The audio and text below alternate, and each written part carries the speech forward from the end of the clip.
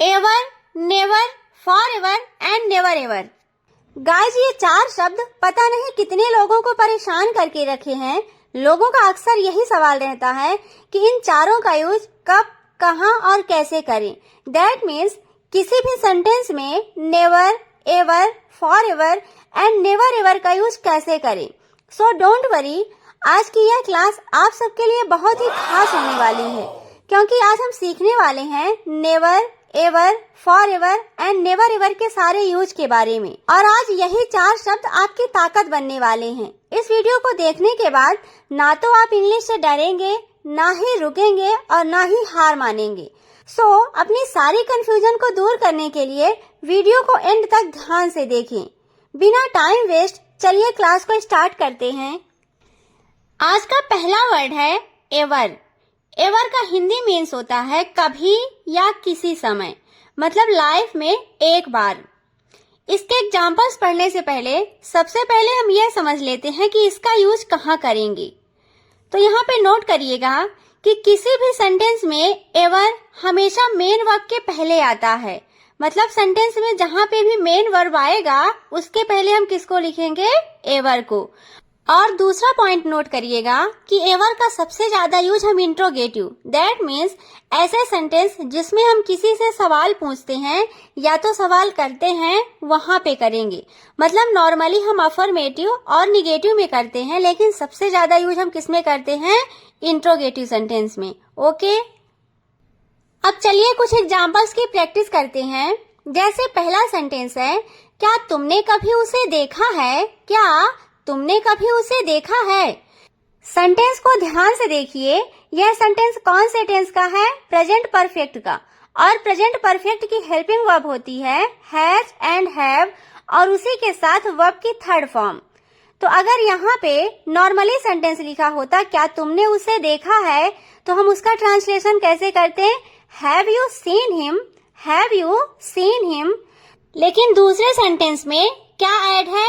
कभी। तो कभी है तो कभी के लिए एवर, और एवर किसके पहले आएगा?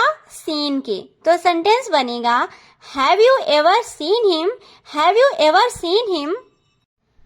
अगला सेंटेंस है, क्या तुमने कभी मेरे बारे में सोचा? क्या तुमने कभी मेरे बारे में सोचा? तो यह पास्ट का है और पास्ट में क्या आएगा? डिड। तो ये सेंटेंस बनेगा did you ever think about me, did you ever think about me. अगला सेंटेंस है, क्या तुम कभी मुंबई गए हो? क्या तुम कभी मुंबई गए हो? तो यहाँ पे क्या आएगा? Have you ever gone to Mumbai, have you ever gone to Mumbai. अब यहाँ पे गॉन क्या है? गो की थर्ड फॉर्म। इसी सेंटेंस को हम दूसरे टाइप से भी बोल सकते हैं, have you ever been to Mumbai, have you ever been to Mumbai. अगला सेंटेंस है, क्या तुम कभी मुंबई में रहे हो? क्या तुम कभी मुंबई में रहे हो? तो यह भी किसका है? प्रेजेंट परफेक्ट का। तो वर्ब की थर्ड फॉर्म और क्या आएगा? Has have. तो यू के साथ क्या आएगा? हैव। तो have you ever lived in Mumbai, have you ever lived in Mumbai. ये तो रहे इंट्रोगेटिव के एग्जाम्पल्स। अब चलिए कुछ अफर्मेटिव और निगेटिव के देखते हैं। जैसे पहला सेंटेंस है, मुझे कभी कॉल मत करना, मुझे कभी कॉल मत करना। तो इसका क्या बनेगा? Don't ever call me, don't ever call me. वहां कभी मत जाना, don't ever go there, don't ever go there. मुझसे कभी बात मत करना, don't ever talk to me, don't ever talk to me. अगला सेंटेंस है, यहाँ कभी मत आना, यहाँ कभी मत आना, don't ever come here, don't ever come here. मुझसे कभी उस तरह बात मत करना, मुझसे कभी उस तरह बात मत करना, don't ever talk to me like that, don't ever talk to me like that. एक दो अफर्मेटिव के सेंटेंस देखते हैं। जैसे पहला सेंटेंस है, अगर तुम्हें मदद की जरूरत हो तो मुझे बताना, अगर तुम्हें मदद की जरूरत हो तो मुझे बताना। If you ever need help, if you ever need help tell me. तो यहाँ पे देखिए जरूरत, तो यहाँ पे जरूरत क्या है?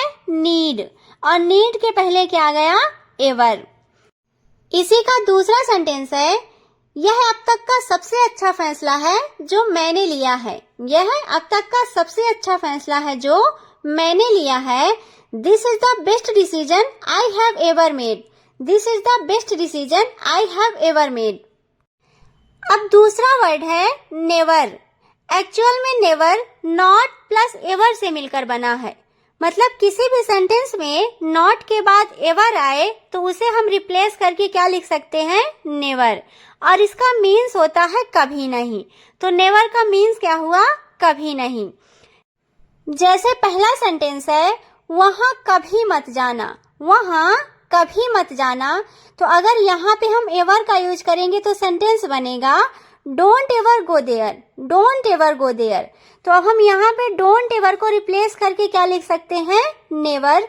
तो सेंटेंस बनेगा never go there, never go there.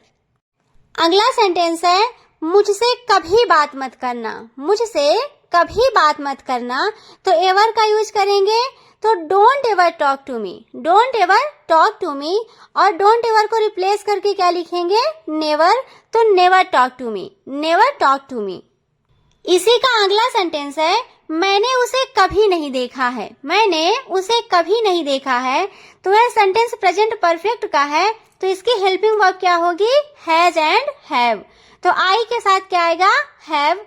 तो सेंटेंस बनेगा I have never seen him, I have never seen him. मैंने ऐसा कभी नहीं कहा, मैंने ऐसा कभी नहीं कहा। I never said that, I never said that. मेरे फोन को कभी मत छूना, मेरे फोन को कभी मत छूना। Never touch my phone, never touch my phone. मैं तुम्हें कभी नहीं भूलूंगा, मैं तुम्हें कभी नहीं भूलूंगा। इसमें एवर और नेवर का यूज करके कैसे बोलेंगे प्लीज कमेंट में बताएं। अब तीसरा वर्ड है फॉर एवर। फॉर एवर का मीन्स होता है हमेशा के लिए। शायद आपने एक वर्ड सुना होगा ऑलवेज। ऑलवेज का मीन्स होता है हमेशा। तो जब कभी भी किसी सेंटेंस में ऑलवेज आए तो हम उसको रिप्लेस करके क्या लिख सकते हैं, फॉर एवर। मतलब ऑलवेज की जगह हम क्या लिख सकते हैं, फॉर एवर। जैसे पहला सेंटेंस है वह हमेशा तुम्हारा साथ देगा, वह हमेशा तुम्हारा साथ देगा। तो अगर यहाँ पे ऑलवेज का यूज करेंगे तो क्या बनेगा, he will always support you, he will always support you.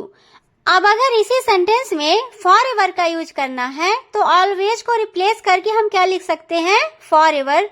तो सेंटेंस बनेगा he will forever support you, he will forever support you. अगला सेंटेंस है मैं हमेशा तुम्हारा साथ दूंगा, मैं हमेशा तुम्हारा साथ दूंगा। तो I will always support you, I will always support you. अगर फॉर एवर यूज करेंगे तो I will forever support you, I will forever support you. मैं यहाँ हमेशा के लिए रहना चाहता हूँ, I want to live here forever, I want to live here forever. उसने हमेशा के लिए शहर छोड़ दिया, he left the city forever। हमेशा मेरे साथ रहो, stay with me forever, stay with me forever। अब लास्ट है never ever। never ever never के जैसे ही होता है। मतलब इसका मीन्स होता है कभी नहीं।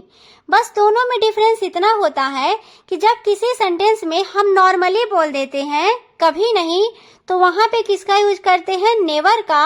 और जब हम कभी नहीं पे जोर देते हैं, मतलब मैंने यह काम कभी नहीं किया, तो यहाँ पे हम किसका यूज करते हैं, नेवर एवर का। जैसे पहला एग्जाम्पल है मैं तुम्हें कभी कॉल नहीं करूंगी, मैं तुम्हें कभी कॉल नहीं करूंगी। देखिए यह एक नॉर्मल सेंटेंस है तो इसमें हम नेवर का यूज करेंगे। तो सेंटेंस बनेगा I will never call you, I will never call you.